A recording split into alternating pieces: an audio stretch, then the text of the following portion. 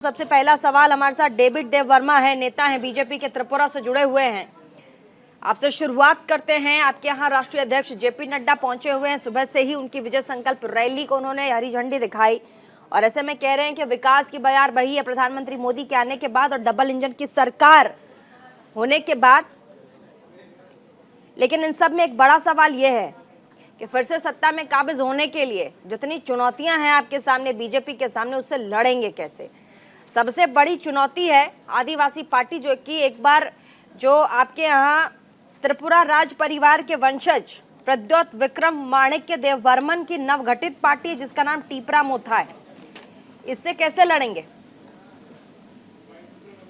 नमस्कार। 20 सीटों पर सीधा प्रभाव डालेगा। सभी न्यूज़ इंडिया के दर्शकों को भाजपा के ऑन बिहाफ ऑफ द जनजाति मोर्चा त्रिपुरा प्रदेश, आपने काफी अच्छा सवाल पूछा।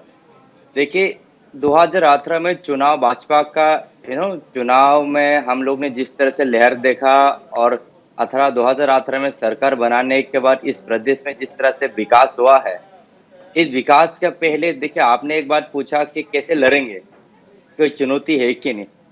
मैं देखो ग्रास रूट का मैं हूँ, मैं मोर्चा का कार्यकर्ता हूँ, मैं जनजाति मोर्चा से हूँ और मैं इंडिजिनस कम्युनिटी से आता हूँ।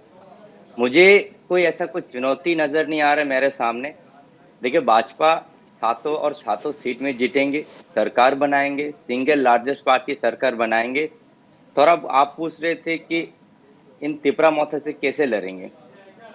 आपने देखा होगा इन दिनों की भारतीय जनता पार्टी का जितना हमारा सेंट्रल लीडर, स्टेट लीडर, आज हमारे राष्ट्रीय अध्यक्ष माननीय श्री जेपी नड्डा जी भी आए हैं हमारे प्रदेश में और उन्होंने आज विजय संकल्प जनसभा का झंडा लहराया है और उस झंडा से राष्ट्रीय अध्यक्ष का झंडा लहराने का एक विशेष मैसेज पूरा प्रदेश पे गया है और सभी युवा कार्यकर्ता और जनजाति कार्यकर्ता इज वेरी एंथुसियास्टिक। आपको नहीं और लगता हम लोग सरकार बनाएंगे। आपको नहीं लगता कि बीजेपी क्षेत्रीय दलों को थोड़ा सा अंडर एस्टिमेट कर रही है, हल्के में लेने की कोशिश कर रही है? नहीं, हम किसी को हल्के में नहीं लेते, सोचते भी नहीं। हम लोग हल्का लेना नहीं लेना हमारा विषय भी नहीं है, हमारा पार्टी का नियम भी नहीं है। हम किसी को डिसरेस्पेक्ट नहीं करते। भारतीय जनता पार्टी का स्लोगन ही है सबके साथ सबका विकास और सबका विश्वास। इस विषय हम लोग इसमें हल्का लेना नहीं लेना का कोई है ही नहीं। इन लोग ने एडीसी में इलेक्शंस लड़ा, फिर हम लोग अभी they are fighting alone, we are fighting with IPFT, जो हमारा गठबंधन सरकार जिसके साथ हम लोग का गठबंधन है 2018 चुनाव में। समर्थन दे दिया, अगर टीएमसी ने समर्थन दे दिया टीपरा मोथा को, फिर क्या होगा? देखिए, टीएमसी का यहाँ कोई बहस नहीं है। They are just show off. Entertainment करने के लिए कुछ ना कुछ तो चाहिए होता है। कोई चुनाव में एक पार्टी चाहिए होता है जो एंटरटेन करे लोगों को, कार्यकर्ता लोगों को।